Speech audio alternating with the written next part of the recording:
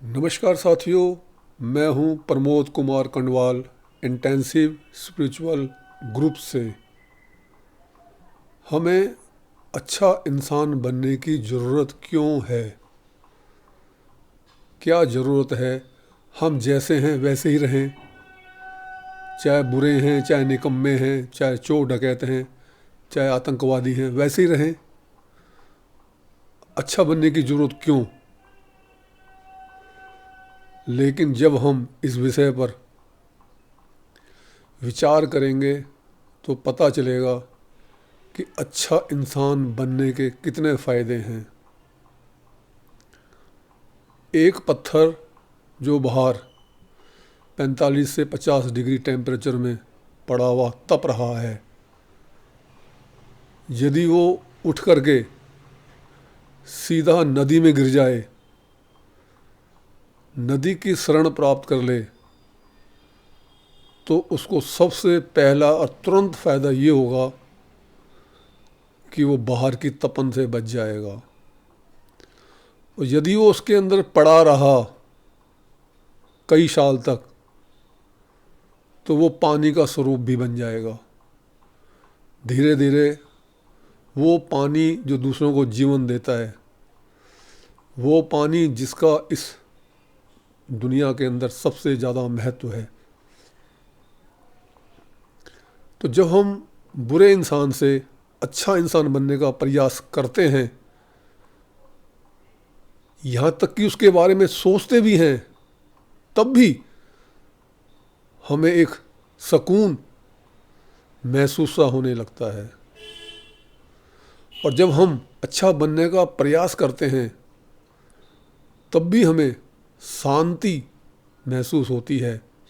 और जब अच्छा बनने के परिणाम का जब फल हमारे सामने आता है, तो वारे न्यारे हो जाते हैं। तो ये बात तो है सिर्फ एक अच्छा इंसान बनने की। तो क्या हमारी ज़िंदगी का उद्देश्य सिर्फ अच्छा इंसान बनना है? अच्छा इंसान तो हम उसमें भी थे जिस दिन और जिस वक्त हमारा जन्म हुआ था। हमारे अंदर किसी प्रकार का कोई छल कपट दिखावा चालाकी कुछ नहीं थी। वो सब धीरे धीरे हमें परिवार ने और समाज ने सिखाया। उसी को हमने रिवर्स करना होता है। जो संसार की धूल हमने या हमारे समाज ने हमारे ऊपर लगाई होती है, हमें वही साफ करनी होती है, वरना हम जन्मजात ही अच्छे होते हैं। ये तो सब संसारिक बात हुई। अब जहाँ तक आध्यात्मिकता का प्रश्न है, तो हम जन्म से पहले ही अनंत काल से ही शुद्ध नहीं बल्कि परम शुद्ध थे। हम वही रूप थे जिस परमात्मा के रूप को हम आज सभी भजते हैं, पूजा उपासना के रूप में, साधना के रूप में। हम उतने ही गुणवान थे जितने परमपिता परमात्मा हैं। लेकिन धीरे धीरे जब हम भिन्न भिन्न योनि में जाते रहे, भिन्न भिन्न योनियों में जब हम कर्म करते रहे, तो हर योनि की छाप, हर स्थिति की, हर परिस्थिति की छाप हमारी जीवात्मा के ऊपर पड़ने लगी। और जैसे ही जिस भी योनि में हम जन्म लेने लगे, यहाँ तक कि सर्वश्रेष्ठ योनि जो मानव जन्म की है, उसके अंदर भी जब हमारा जन्म होता है, तो धीरे धीरे वो संस्कार हमारे उदय होने लगते हैं। बस संसारिक छोटी सी हवा चाहिए जो हमें परिवार और समाज से मिल जाती है। चिंगारी तो अंदर पहले से ही सुलग रही है। उस दिन से जो लाखों करोड़ों और अरबों साल पहले हमने भगवान का घर छोड़ के अपने अंदर सुलगाई थी। तो जब हम एक अच्छा इंसान बनते हैं, तो सबसे पहला फ़ायदा हमें स्वयं को होता है। हम शांत हो जाते हैं। सांसारिक तपन सुख दुख के स्तर से हम धीरे धीरे ऊपर उठने लगते हैं। हमारा मन पर नियंत्रण होना शुरू हो जाता है। और जब हमारा मन पे नियंत्रण होना शुरू हो जाता है, तो हम धीरे धीरे फिर आध्यात्मिक बनने लगते हैं।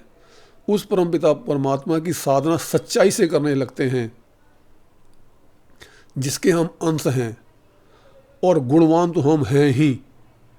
फिर हम धीरे धीरे वही रूप हो जाते हैं और उतने ही शक्तिशाली हो जाते हैं जितने परमपिता परमात्मा हैं, बशर्ते कि हम उनकी गुणों की जो खान है वो उसको अपनी दिनचर्या में ढालते हैं, उसके अनुसार कर्म करते हैं, तो प्रभु हमें स्वीकार कर लेते हैं।